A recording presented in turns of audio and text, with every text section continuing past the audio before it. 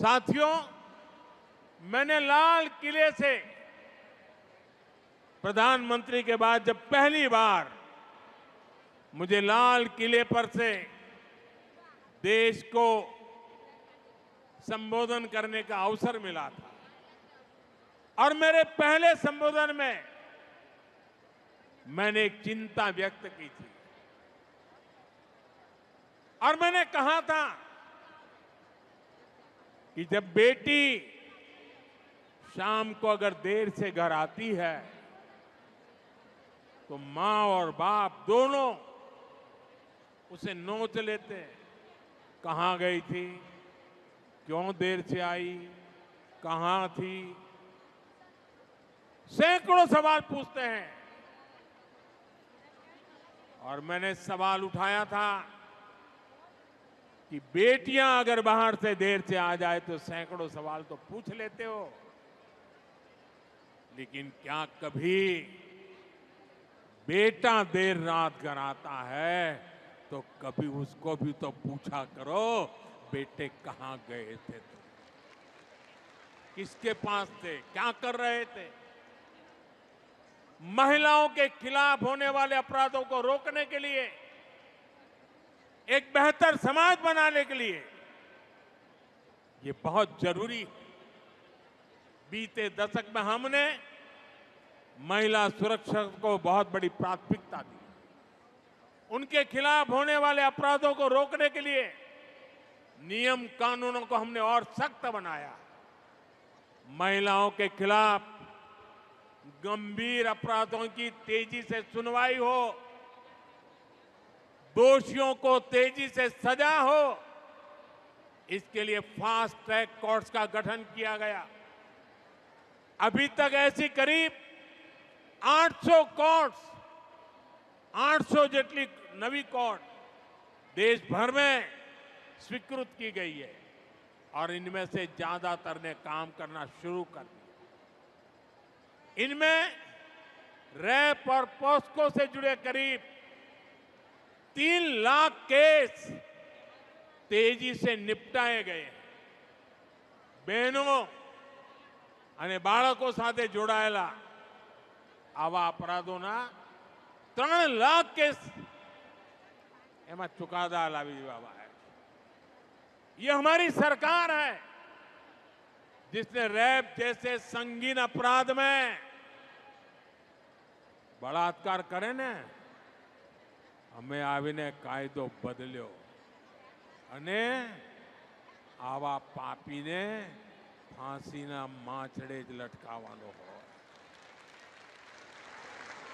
फांसी की सजा, ये हमने कानून बदला। हमारी सरकार ने 24/7 24 कलाक 365 दिवस विमेन हेल्पलाइन को मजबूत किया। महिलाओं के लिए वन स्टॉप सेंटर शुरू किए। देश भर में ऐसे 800 के करीब सेंटर चालू हो चुके। इनसे भी 10 लाख से अधिक महिलाओं को मदद मिली।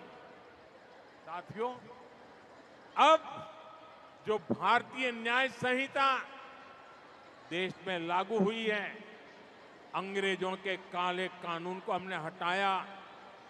देश की आजादी के 75 साल के बाद ये पुण्य कार्य करने का सौभाग्य आप सबने मुझे दिया। और क्या बदलाव किया? उसमें महिला सुरक्षा से जुड़े प्रावधानों को और ज्यादा सशक्त किया गया है। भारतीय न्याय संहिता में महिलाओं और बच्चों के खिलाफ अपराधों पर एक अलग अध्याय जोड़ा गया है। हम सभी की, पीड़ित बहनों की, समाज की ये शिकायत थी कि अपराध होने पर बेटियों को तारीख पर तारीख यही सिलसिला चलता है। न्याय का लंबा इंतजार करना पड़ता है। भारतीय न्याय संहिता में इसका भी ध्यान रखा गया है। बलात्कार जैसे जघन्य अपराधों में 60 दिन के भीतर आरोप तय हो, 45 दिन के भीतर फैसला सुनाया जाए, ये व्यवस्था बनाई गई है।